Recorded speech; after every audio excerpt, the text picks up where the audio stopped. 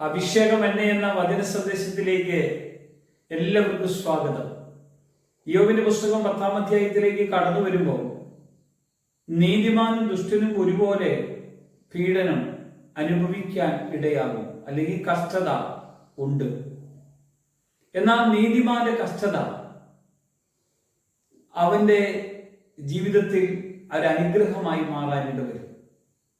യോബ് തന്റെ ജീവിതത്തിൽ കഷ്ടങ്ങളിലൂടെ കടന്നു പോകുമ്പോൾ യോബ് പറയാണ്, ഞാൻ എൻ്റെ ജീവിതം എനിക്ക് തന്നെ വെറുപ്പായി തോന്നിയിരിക്കുന്നു.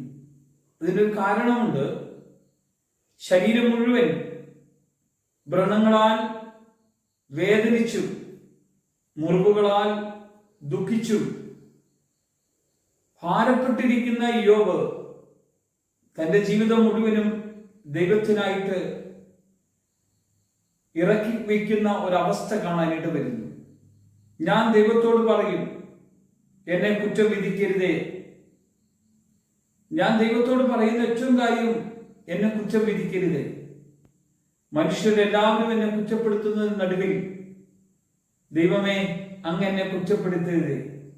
ഇയോവിനെ കുറിച്ച് ദൈവത്തിന്റെ മനസ്സിലുള്ള കാഴ്ചപ്പാട്, ഇയോവ് സത്യസന്ധനും ദൈവഭക്തനും ദോഷം വിട്ടകന്നവനും ദൈവത്തിന്റെ ഇഷ്ടത്തിനനുസരിച്ച് ജീവിച്ചവനുമായിരുന്നു.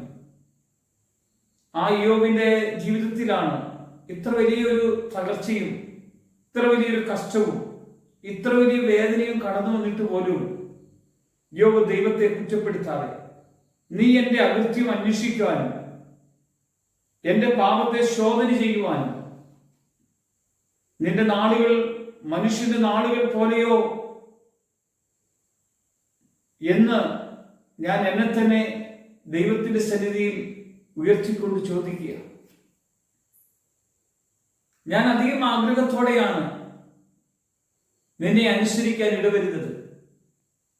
ഒരിക്കലും തള്ളിപ്പറയില്ല എന്നുള്ള ഒരു ശബ്ദം യോബിന്റെ ഉള്ളിൽ വെളിപ്പെടുമ്പോഴും അവന്റെ ജീവിതത്തെക്കുറിച്ചും അവന്റെ ജീവിതത്തിൽ ഇപ്പോൾ അനുഭവിക്കുന്ന വേദനയെക്കുറിച്ചും അവൻ ഒത്തിരി ഏറ്റുപറയുന്ന ഒരു അനുഭവം നമുക്ക് കാണാൻ കഴിയും. ഇവിടെ ഒരു ഭക്തന്റെ ജീവിതത്തിൽ വേണ്ട ഒന്നാമത്തെ കാര്യം, ഭക്തൻ ദൈവസന്നിധിയിൽ തന്റെ എല്ലാ അവസ്ഥകളും ഏറ്റുപറയണം. എനിക്ക് എന്നെ തന്നെ ദൈവത്തിൽ ഏൽപ്പിച്ചു കൊടുത്ത് പ്രാർത്ഥിക്കാൻ കഴിയണം. ഞാനും ദൈവവുമായിട്ടുള്ള ഒരു കൂട്ടായ്മത്വം എനിക്ക് അനുഭവിച്ചേ മതിയാവും. എന്നാൽ നീ ഇത് നിന്റെ ഹൃദയത്തിൽ ഒളിച്ചു വെച്ചു. ഇതായിരുന്നു നിന്റെ താല്പര്യമെന്ന് ഞാൻ അറിയുന്നു. ഞാൻ പാപം ചെയ്താൽ നീ കണ്ടുവയ്ക്കുന്നു.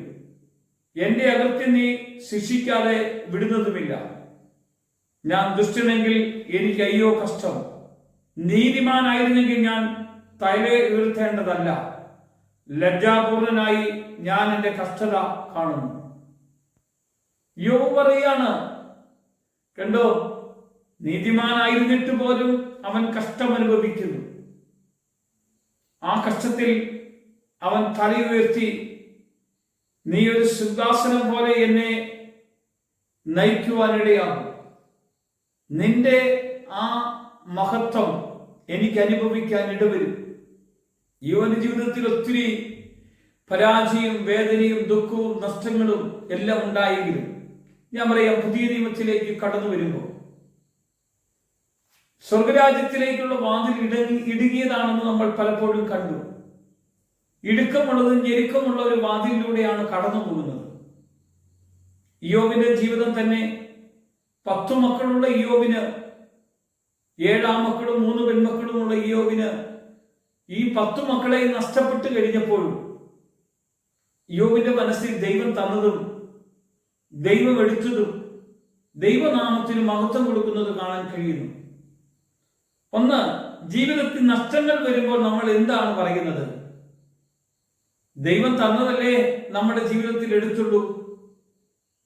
നന്മ തരാൻ കഴിയുന്ന അതേ ദൈവം നമ്മുടെ ജീവിതത്തിൽ ചില തിന്മയും കഷ്ടങ്ങളും ഉണ്ടായെന്ന് വന്നേക്കാം. അതിനെ ഓർത്ത് നമ്മൾ ഒരിക്കലും ദൈവത്തെ പഴിക്കരുത്.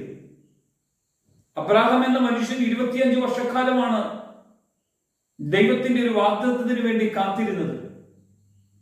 കിട്ടിക്കഴിഞ്ഞപ്പോൾ ദൈവം അവനോട് പറഞ്ഞു, എനിക്ക് എന്റെ മകനെ തിരിച്ചു തരാൻ പറഞ്ഞ ആ ദൈവത്തിന് മകനെ തിരിച്ചു കൊടുക്കുവാൻ തയ്യാറായ ഒരു അബ്രാഹാമിനെ കാണാൻ കഴിഞ്ഞെങ്കിൽ